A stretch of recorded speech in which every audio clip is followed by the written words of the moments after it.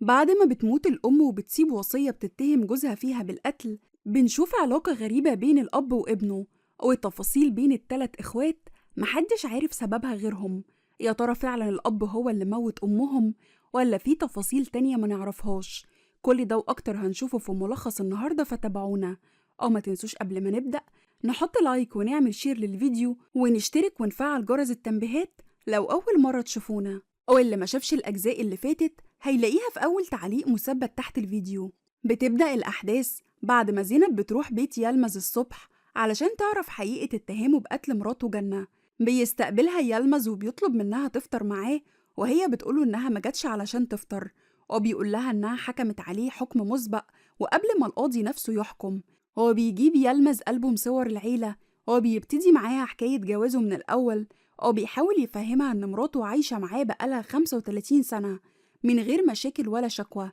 وبيقول لها إن في فترة من الفترات دخل السجن فيها لمدة 3 شهور، ولما خرج لقى جنة مستنياه وجايباله أكل كمان، ولو كان فعلا بيعاملها بطريقة وحشة كانت هربت وسابته. وزينب بتقوله ما نقدرش نستنتج أي حاجة أو دليل من الكلام ده، وهو بيقول لها إن هو قدامها 35 سنة بحالها من غير مشاكل، ليه في الآخر جنة اشتكته؟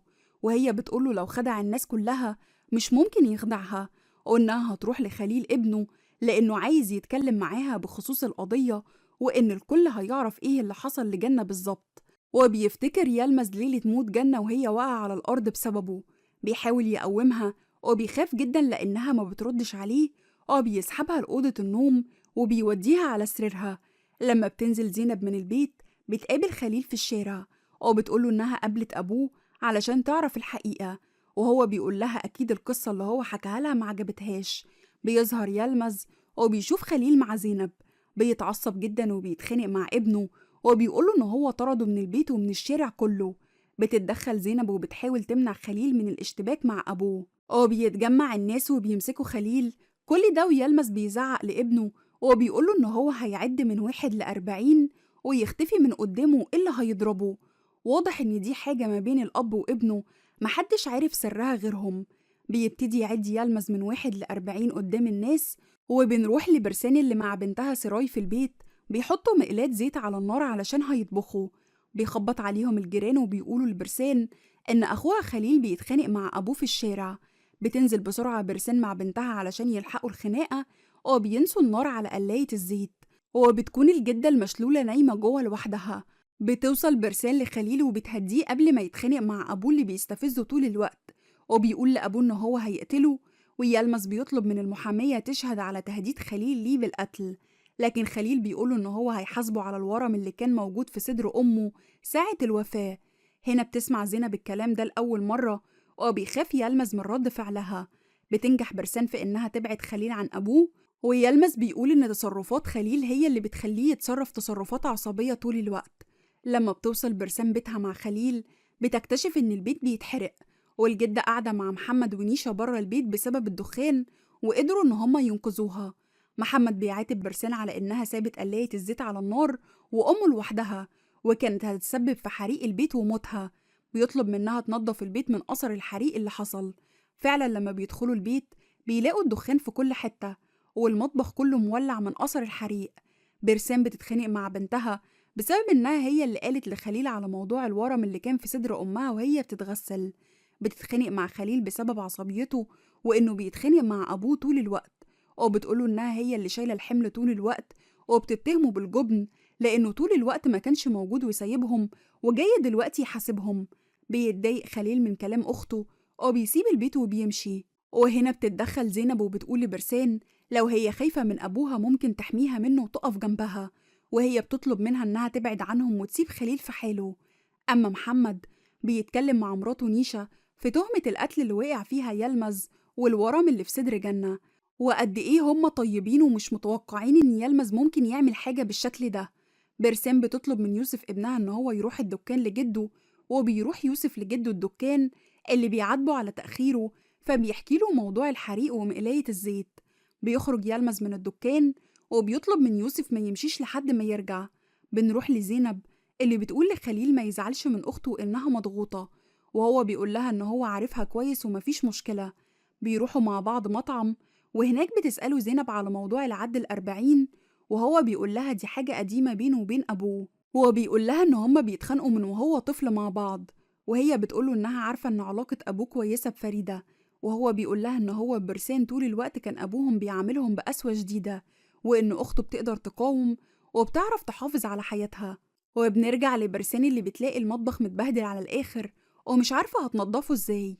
بتجيب سلم تطلع عليه وبتبتدي تنضف الحيطان، وبتحس بحد بيفتح باب الشقة. أما خليل بيطلب من زينب يقوموا من المطعم علشان عايز يدور على سكن، وبيركب خليل الباص وبيفتكر حاجة، وبيطلب من السواق إن هو ينزله، وبينزل وبيقعد على الرصيف وبيتصل بأخته برسان، لكن تليفونها بيرن وما بتردش عليه. صاحب المحل اللي قاعد قدامه خليل بيعرف إن خليل بيدور على سكن، فبيقوله على شقة للإيجار ومن غير تأمين بس قصاد بيت يلمز. بيشكره خليل على المعلومة ومساعدته ليه. أما فريدة في شقتها بتتفاجئ بزيارة أبوها ليها، خصوصا إنها مخبية عليه انفصالها عن جوزها، وبتوضب البيت وبتحط كوباية قهوة كأن جوزها كان قاعد بيشرب منها. ولما بيدخل يلمز بيسألها عن جوزها المحامي، وهي بتقوله إن هو خرج بدري وملحقش حتى يكمل شرب قهوته. بيشتكي من المحامية زينب وإنها مصممة إنها تكمل القضية وما تسيبهوش في حاله، وبيلومها على إن جوزها المحامي رافع إيده ولحد دلوقتي ما ساعدوش في القضية ولا جاب محامي تاني. وفريدة بتقوله إنها موجودة وواقفة جنبه وهتحل كل المشاكل دي. محمد ونيشا بيروحوا لبرسان البيت وبيخبطوا على الشقة، لكن محدش بيفتح لهم. بتيجي سراي وبيكون معاها مفتاح للشقة، ولما بتفتح بيدخلوا بتتفاجئ سراي بأمها واقعة على الأرض في المطبخ ومغمى عليها. وبيتصل محمد بالإسعاف علشان ينقلها المستشفى بسرعة. لما بيوصل يلمز الحي بيشوف عربية إسعاف ماشية، بيرجع الدكان وبيلاقي يوسف بيعمل تيك توك. بيطلب منه يمشي علشان مش عايز يشوفه تاني في المحل هو وأمه. خليل بيتفاجئ بعربية إسعاف تنقل أخته للمستشفى وبيركب معاها. بيوصلوا كلهم المستشفى، والدكتور بيسأل برسان عن سبب إصابتها، وهي بتقوله إنها وقعت من على السلم وهي بتنظف.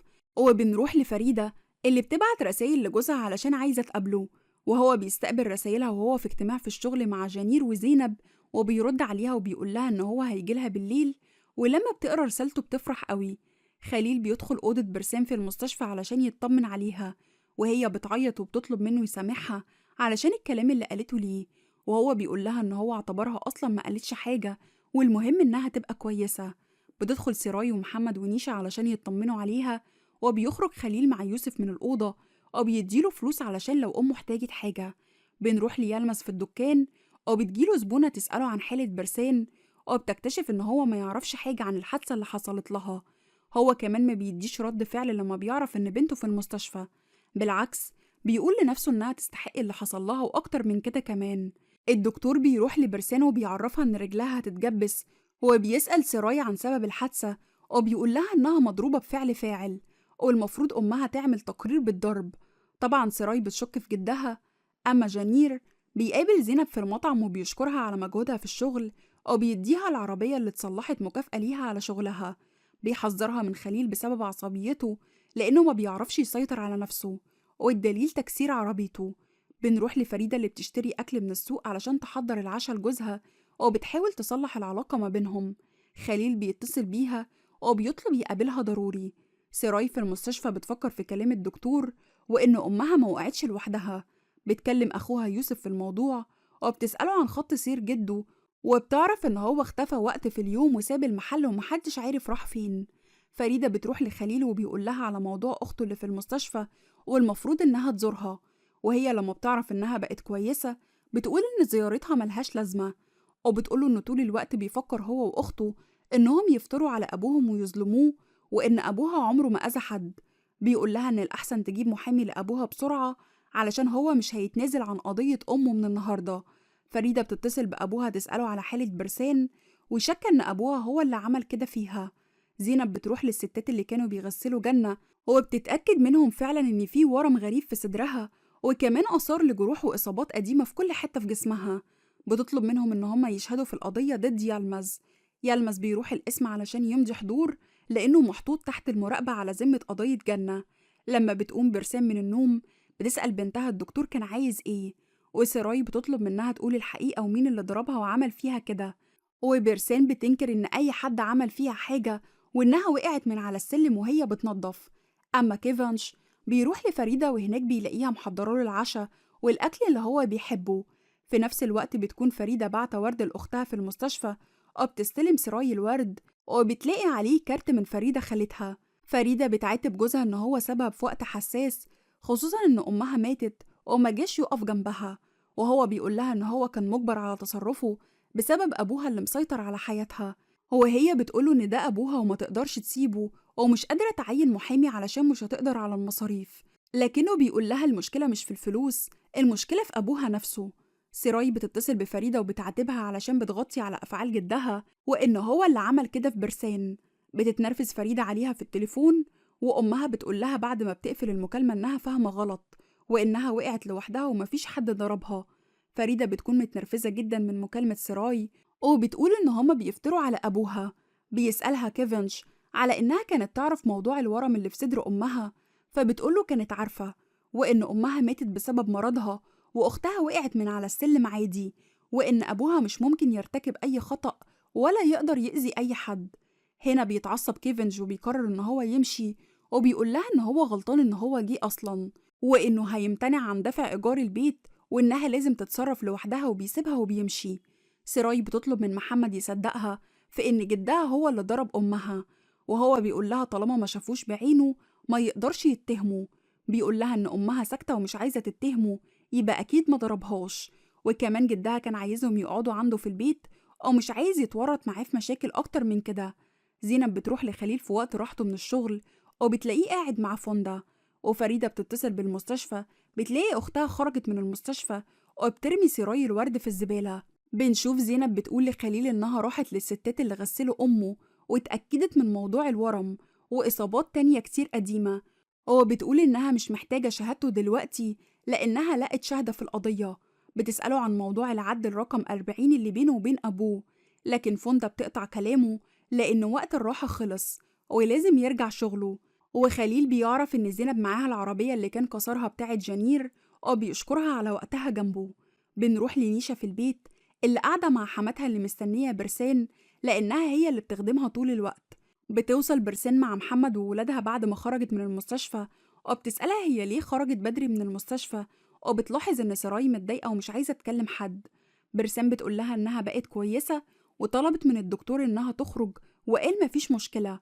بيتصل خليل بسراي وبيعرف منها إن أخته خرجت من المستشفى، وبتقوله إن أمها ما وقعتش لوحدها من على السلم وإن جدها هو اللي ضربها. بيفتكر خليل حادثة حصلت لأمه في الماضي، ودكتور المستشفى بيسألها إذا كان الجرح اللي في وشها ده بفعل فاعل، وهي بتقوله إنها وقعت على الأرض.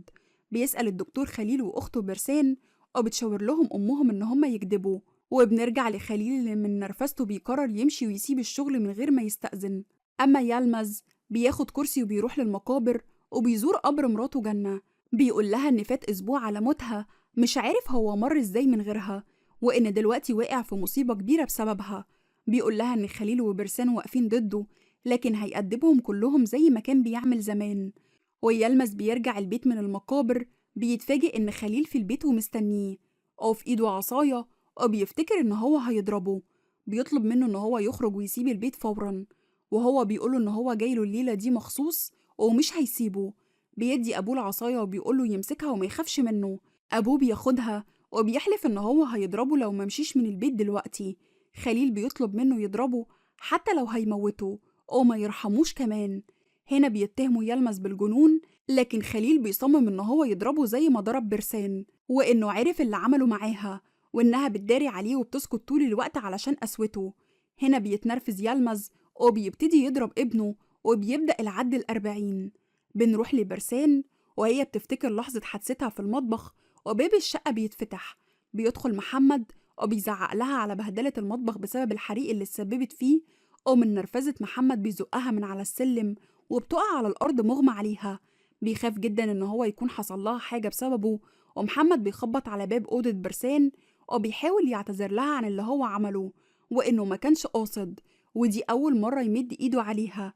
بيطلب منها تتكلم مع بنتها وتهديها وإنها ما تتهمش جدها باللي حصل ويقفلوا الموضوع. بنرجع ليالمز اللي لسه بيضرب ابنه خليل لحد ما بيتعب وهنا بيقوله ابنه إنه كل اللي يقدر عليه عمله، لكنه هيشوف هو بقى هيعمل إيه. هو بيسيبه وبيخرج من البيت، ولما بيبقى في الشارع بيشوف يافطة الشقة اللي للإيجار وبيقرر إن هو يطلع يشوفها. لما بيدخل الشقة بيفتكر حادثة مع أبوه وهو صغير. بنشوف خليل بيذاكر حساب وأبوه قاعد جنبه بيطلب منه يعد من 1 ل40. جنة بتشجع ابنها وبتقول عليه شاطر، لكن خليل بيتلخبط في العد وأبوه بيطلب منه يعيد مرة و2 و3. خليل بيخاف من عقاب أبوه، خصوصا إن هو طلب من جنة تسيبهم لوحدهم. الولد بيفضل يتلخبط طول الليل في العد. يلمز مصمم إن هو يقولهم صح، وبتعدي الساعات وهم على نفس الحالة. بيقوم أبوه وبيدخل البيت، أو بيسيب خليل معاقب بإنه يفضل بره لحد الصبح واقف على رجله. بنرجع لخليل في الشقة وهو بيقطع يافطة الإيجار، وواضح إن هو قرر إن هو هيأجرها، خصوصا إنها قصاد بيت أبوه، وواضح إن في دماغه خطة للانتقام منه.